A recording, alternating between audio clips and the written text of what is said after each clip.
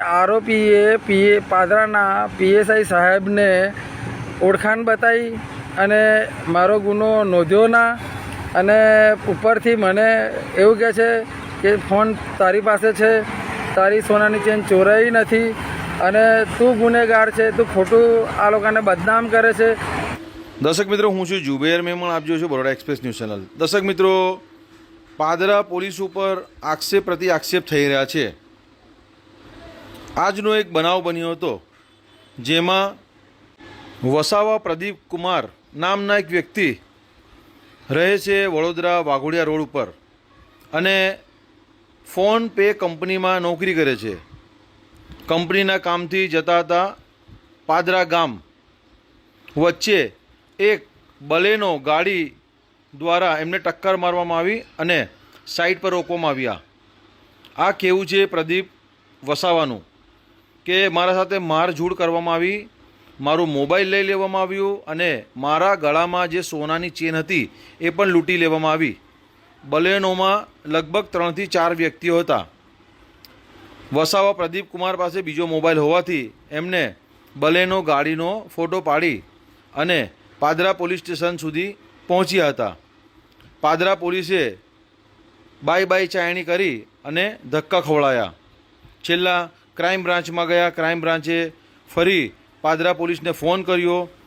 સવારે બપોરે 12 વાગ્યાથી સાંજે 4 વાગ્યા સુધી પાદરા પોલીસે એમને બાય બાય ચાણી કરી અને પછી કહેવામાં આવ્યું કે તું જૂઠ્ઠું બોલે છે, તારા સાથે કોઈ લૂંટનો બનાવ બન્યો નથી અને તારો મોબાઈલ પણ તારા પાસે જ છે એવું કહી અને 4 વાગ્યે પ્રદીપ કુમારને ત્યાંથી રવાના કરી દીધા।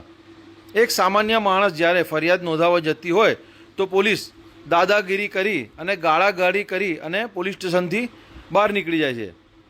વસાવા પ્રદીપ કુમારનો આવો આક્ષેપ પણ છે કે સામાવાળાએ જે પીઆઈ છે ત્યાંના ગોહિલ સાહેબ તેમને કંઈ પૈસાની વાત કરી છે અને વાત કરી અને પૈસામાં કંઈ સેટલમેન્ટ કર્યું છે એવું પ્રદીપ કુમારનું કહેવું છે। બરોડા એક્સપ્રેસ ન્યૂઝ ચેનલની પુષ્ટિ કરતો નથી। આ તપાસનો વિષય છે।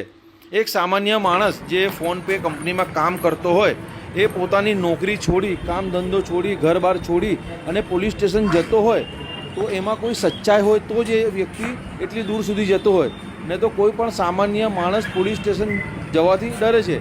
એક સામાન્ય માણસને જ્યારે પોલીસ સ્ટેશનથી ફોન આવે છે ઇન્ક્વાયરી માટે તો પણ એ ડરી જાય છે અને કેટલા વકીલોને અને ભાઈબંધો સાથે સલાહ લે છે કે ભાઈ મારે પોલીસ સ્ટેશનથી ફોન આવ્યો છે તો હું શું કરું। તો પછી આ તો એક માણસ છે જેના સાથે એક બનાવ બન્યો છે તો પોલીસે ઊંડાણપૂર્વક તપાસ કરવી જોઈએ કે આ વ્યક્તિ સાચો છે કે ખોટો છે। શું વ્યક્તિ જ્યારે પોલીસ સ્ટેશનમાં ફરિયાદ નોંધાવતા આવતો હોય ફરિયાદ નોંધાવવા માટે તો પોલીસ દ્વારા એને ગાળાગાળી કરી અને પોલીસ સ્ટેશનના બહાર નીકાળી દેવું જોઈએ। આ તમારી ફરજ છે। અને પાદરા પોલીસ સ્ટેશન તો ઘડી વિવાદમાં આવે છે, તમે જોયા છે। એના પહેલાં પણ ચારણ સાહેબ હતા, આપણે કેટલા ન્યૂઝ ચલાવ્યા છે, એના પહેલાં પણ આપણે થોડા સમય પહેલાં પણ ન્યૂઝ ચલાવ્યા હતા કે ત્યાં દારૂના ધંધા ખુલ્લે આમ થાય છે। મંદિરો, મસ્જિદો, સ્કૂલ, આજુબાજુ ધંધાઓ થાય છે, પણ પાદરા પોલીસની નાક પરથી કે કાન ઉપરથી જૂ રેંગતી નથી એવું છે। એકદમ નફ્ફત ચમડીના વ્યક્તિ હોય અને સરકારી કર્મચારીઓ એવી રીતે પાદરા પોલીસ કામગીરી કરી રહી છે અને આખા પાદરાના જે રહેવાસીઓ છે એ પાદરા પોલીસની ક્રાઇમમાં પુકારી ગયા છે। જો ઉચ્ચ અધિકારીઓ આપણો વિડીયો બરોડા એક્સપ્રેસ ન્યૂઝ ચેનલનો વિડીયો જો જોતા હોય તો તાત્કાલિક ધોરણે પાદરાના જેટલા પણ સ્ટાફના જો લોકો છે એની તાત્કાલિક ધોરણે બદલી કરવામાં આવે કે નવો સ્ટાફ આવે અને પાદરાનો સુધારો થાય। બરોડા એક્સપ્રેસ ન્યૂઝ ચેનલથી જુબેર મેમણ, વડોદરા શહેર। મારું નામ વસાવા પ્રદીપ કુમાર સુખાભાઈ ઈશ્વરભાઈ છે। મેં ફોન પે કંપનીમાં કામ કરું છું। મેં કાલે તારીખ 24ના રોજ વડોદરાથી પાદરા મારા ઓફિસના કામથી મેં ફોન પે કંપનીના કામથી મધર સ્કૂલમાં જતો હતો અને પાદરા પહોંચતા પહેલાં મારી સાથે એક બનાવ બન્યો છે। એક ગાડીવાળા આવીને મારી આગળ ગાડી આતરીને મને માર્યો, મારા ગળામાંથી સોનાની ચેન તોડી અને ઉપરથી મારો મોબાઈલ ફોન પણ જૂટવીને જતો રહ્યો, મારી બાઇકની ચાવી પણ લઈને જતો રહેલો। તો કાલે હું પાદરા પોલીસ સ્ટેશનમાં ગયો કમ્પ્લેન્ટ નોંધાવવા માટે। 3:30 વાગ્યાની આસપાસ હું પાદરા પોલીસ સ્ટેશનમાં હતો પાદરા ક્રાઇમ બ્રાન્ચવાળા સાહેબ ધમાલિયા સાહેબને બી વાત કરી. ધમાલિયા સાહેબે તપાસ કરી, એમના માણસો સ્થળ પર લઈ ગયા, ત્યાં આગળ તપાસ કરી.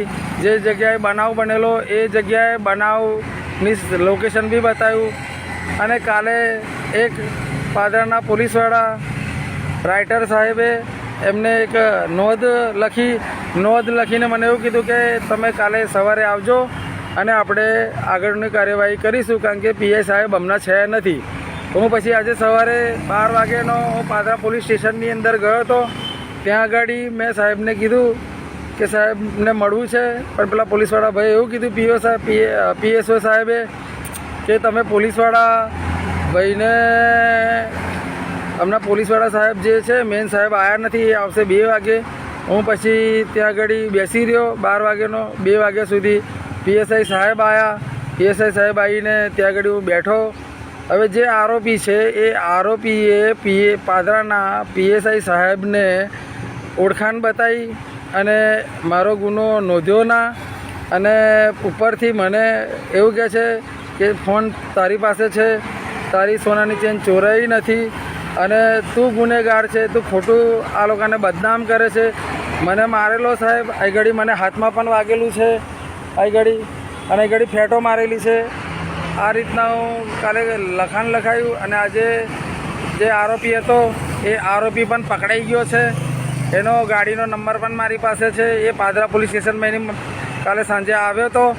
આવીને એને સ્ટેટમેન્ટ આપ્યું, એને ગુનો કબૂલ કર્યો છે કે મેં હા ભાઈને મારેલો છે અને મારો ફોન અને મારી સોનાની ચેન જૂટવીને એ માણસ જતો રહ્યો છે. અને આજે સવારે મને બોલાયો, હું ગયો અને સાહેબે આજે કોઈ નોંધ ના લીધી. ઉપરથી મને કહે છે તમે ગુનેગાર છો. આજે પેલા ભાઈ ઓળખાણ બતાવી પીઆઈ, ત્યાં આગળ પીઆઈ સાહેબ છે ગોહિલ સાહેબને બી વાત કરી, પણ ગોહિલ સાહેબ બી શું છે કે આ જે ઓળખાણવાળા જે સામેવાળા પક્ષ છે એને પૈસા બાબતમાં ઓળખાણ બતાવી છે, એટલે આ બધા સાહેબો મારો ગુનો લેવા તૈયાર નહોતા. હું સવારે 12 વાગ્યાથી લઈને 4 વાગ્યા સુધી ત્યાં આગળ ધક્કા ખાધા પાદરામાં, પણ મારો ગુનો મારી એફઆઈઆરની નોંધ ના લીધી. આજે સામાન્ય માણસને આજે બનાવ બને છે કે રસ્તામાં એને લૂંટી લે છે અને પોલીસવાળાઓ કોઈ એક્શન લેતા નથી. ઉપરથી મને આરોપી બનાવે છે અને મારી વિરુદ્ધ કાર્યવાહી કરવાનો પ્રોસેસ કરે છે. આજે આપણે છે કામ કરવાવાળા માણસ, આપણે આ બધી વસ્તુ પોસાય નહીં અને રોજનો આપણો ટાઈમ ના બગડે. આજે હું રજા પાડીને હું ત્યાં આગળ પાદરા ગયો, પણ આજે મારી એફઆઈઆરની નોંધ લીધી નહીં. પાદરાના ગોહિલ સાહેબ, આ બધા સાહેબો મળેલા છે અને આરોપીએ એમને લાલચ આપેલી છે અને આ લાલચના કારણે એ લોકોએ મારો ગુનો નોંધેલો નથી. હું ત્યાંથી નીકળીને 4:30 વાગે હું વડોદરા એસપી ઓફિસમાં આવ્યો. એસપી સાહેબને મળ્યો, એસપીના પીએ સાહેબને મળ્યો. પીએ સાહેબે મને કીધું કે તમે પાદરા જાઓ, ત્યાં આગળ ગોહિલ સાહેબને મળો, પણ ગોહિલ સાહેબ તો ઉપરથી આરોપી જોડે મળેલો છે. આજે સામાન્ય માણસને આટલું હેરાનગતિ થાય છે. આજે હું ફરી પાદરા જઉં, પાદરા અહીંથી મારા ઘરેથી 40 કિલોમીટર થાય છે. આજે પૈસાનો બી વ્યય થયો છે. આજે આપણે કામ ધંધો છોડીને આપણે આગળ ગુનો માટે અને આપણો ન્યાય મળે એના માટે આપણે આવ્યા હતા, પણ આપણને ન્યાય મળેલ નથી. પાદરા સાહેબના ગોહિલ સાહેબ આ બધા મળેલા છે. તો મહેરબાની કરીને આમને વિરુદ્ધ કડક પગલાં લેવા જોઈએ. કાલે ક્રાઇમ બ્રાન્ચના સાહેબ ધામલિયા સાહેબ બી હતા, એમને બધી જાણકારી છે, એમને ગુનો બી જોયેલો છે, આરોપી પકડાયેલો છે, આરોપીએ બી ગુનો કબૂલાત કરેલી છે. તેમ છતાં પણ આ લોકો એના વિરુદ્ધ કાર્યવાહી કરતા નથી અને ઉપરથી મને કહે છે કે તમે ગુનેગારો છો, ફોન તમારી પાસે છે, સોનાની ચેન તમારી પાસે છે, તમે જુઠ્ઠું બોલો છો. તો મારું તો એટલું જ છે કે મને મારો ન્યાય મળવો જોઈએ. આમ માણસને આપણે કોઈ લાગવગવાળા નથી, એટલે આજે આપણને હેરાન પરેશાન થવું પડ્યું છે. આજે એ લોકો લાગવગવાળા છે એટલે એ લોકોને સપોર્ટ મળ્યો છે ગોહિલ સાહેબનો. તો મારી ખાલી એક જ પ્રાર્થના છે કે મને ન્યાય મળે અને આ ન્યાય પ્રોપર રીતના મળવો જોઈએ કે સામાન્ય માણસને આટલી બધી હેરાનગતિ ના થઈ જોઈએ. માણસ લૂંટાઈ જાય છે, એને ન્યાય મળવો જોઈએ. એને મને માર્યો, મારી સોનાની ચેન, મોબાઈલ લઈને આ લોકો આરોપી ફરાર થઈ ગયેલો, આરોપી પકડાઈ ગયો છે, પણ એના વિરુદ્ધ કાર્યવાહી કરવાના બદલે એ લોકો બસ ખાલી બેઠા બેઠા મારા વિરુદ્ધ કાર્યવાહી કરવાનો પ્રોસેસ કરે છે. બસ મારી તો એટલી જ અપીલ છે. હું પ્રદીપ વસાવા, પ્રદીપકુમાર સુખાભાઈ વસાવા મને ન્યાય મળવો જોઈએ અને આ પાદરાના આ ગોહિલ સાહેબ વિરુદ્ધ બી કાર્યવાહી થવી જોઈએ. જ્યાં ડિસ્ટાફના સાહેબ માણસો છે, જે ધામલિયા સાહેબ અને એક ડિસ્ટાફનો માણસ મને ગાળ બોલેલો કે ભેણ ચોથ કરીને, એટલે આ લોકો આપણા જે સામાન્ય નાગરિકને હેલ્પ કરવાના જગ્યાએ આ સામાન્ય નાગરિકને ચોર બનાવે છે અને ઉપરથી ગાળો બોલે છે.